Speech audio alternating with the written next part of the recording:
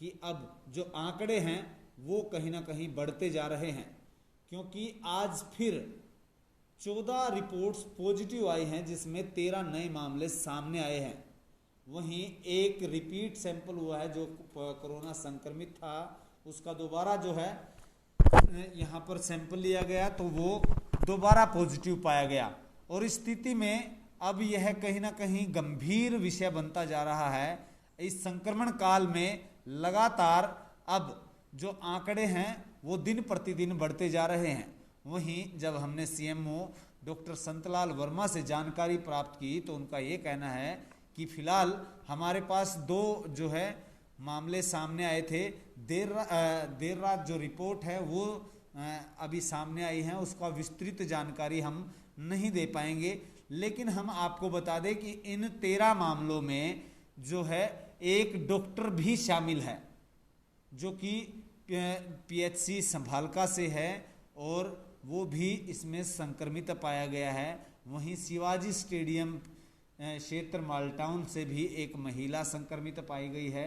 वहीं सनोली रोड से भीमगोड़ा मंदिर के पास क्षेत्र से एक महिला वहां भी कोरोना की संक्रमित पाई गई है, लेकिन कुछ और जानकारियां हैं वो फिलहाल हम नहीं जुटा पाए।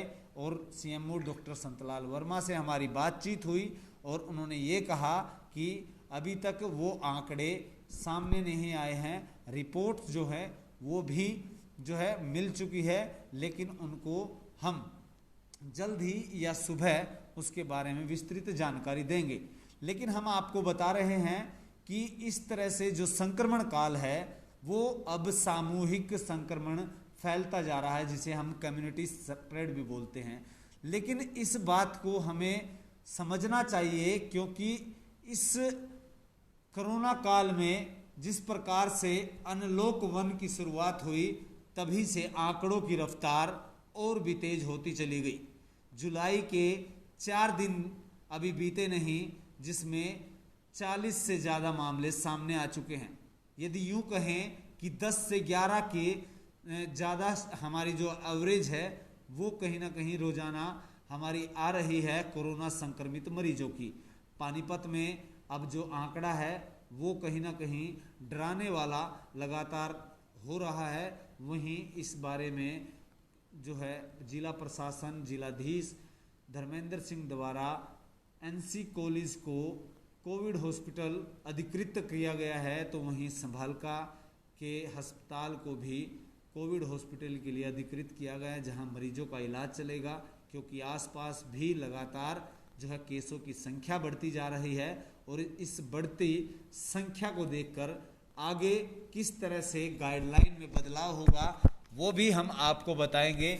लेकिन बहरहाल जो स्थिति है वो कहीं ना कहीं चौंकाने वाली है और इसके जिम्मेदार कौन है ये हमें सोचना चाहिए। और इस जिम्मेदारी को हम, क्योंकि अनलॉक 1 में एक दूसरे के संपर्क में लोग बेखौफ बेडर ऐसे ही आ रहे हैं, जिससे वो घर में भी अपने संक्रमण ले जा सकते हैं।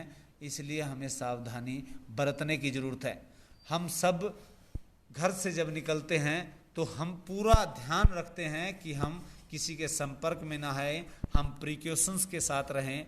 लेकिन जब दिन बीतता है, एक दूसरे से संपर्क होता है, तो वह किस तरह से संपर्क में आ जाता है ये भी अपने आप में एक सवाल बना हुआ है। क्योंकि लोग कुछ बेखौफ हैं तो कुछ भूल के जरिए इस तरह से संपर्क में आते हैं, जिससे उनके घर तक कोरोना दस्तक दे रहा है। और इस देते दस्तक का ही कारण है कि आज नतीजे लगातार बढ़ते जा रहे हैं। तो हम सब लोगों को इस बारे में ध्यान देना चाहिए। लोगों से हम अपील करते हैं, सिटी तहलका के दर्शकों से अपील करते हैं कि आप पूरी तौर पर ध्यान रखें, क्योंकि आपकी एक चूक आपके घर में कोरोना की दस्तक दे सकती है। क्योंकि अब जो कोरोना काल है, इसमें जो दूसरी बीमारी से ग्रस्त कोई व्यक्ति है या गंभीर बीमारी से ग्रस्त है, उसको ज़्यादा जल्दी चपेट में लेता है।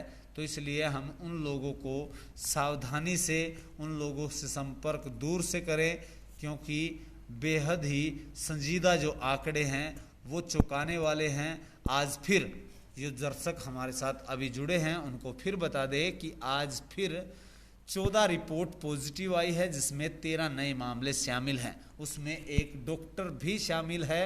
अब जो फ्रंटलाइन वॉरियर हैं वो भी इससे अछूते नहीं हैं। हालांकि वो लोग सबसे ज़्यादा संपर्क में आते हैं कोविड की और जो है संक्रमित मरीजों की, क्योंकि उनकी स्क्रीनिंग उन्हें करनी होती है, सैंपलिंग उन्हें करनी होती है।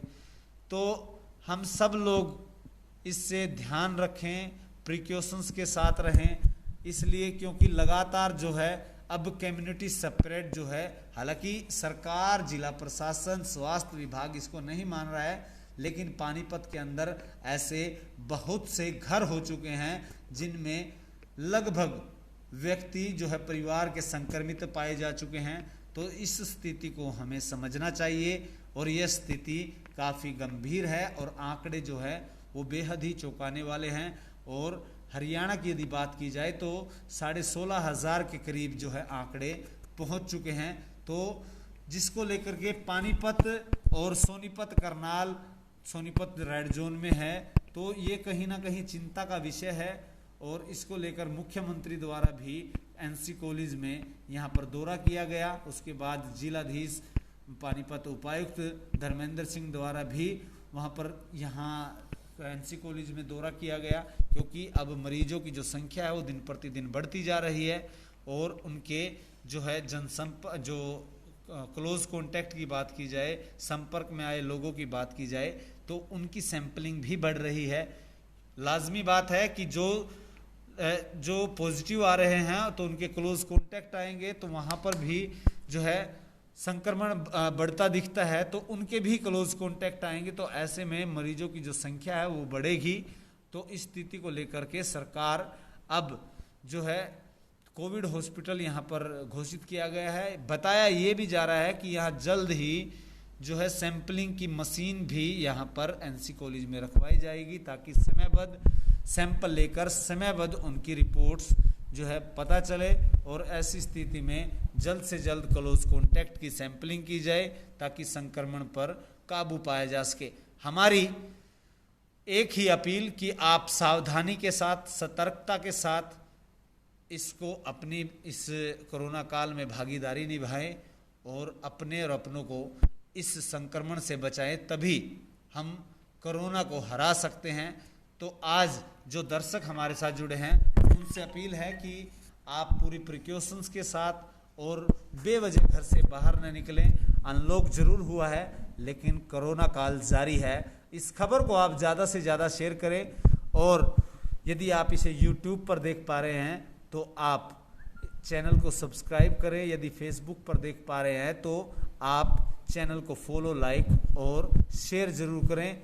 और ख़ास बात यह है कि आप अपने क्षेत्र की घटनाएं या अपनी बात कमेंट बॉक्स में ज़रूर रखें। आपकी कमेंट में दी गई राय हमारे लिए बहुत ही महत्वपूर्ण है।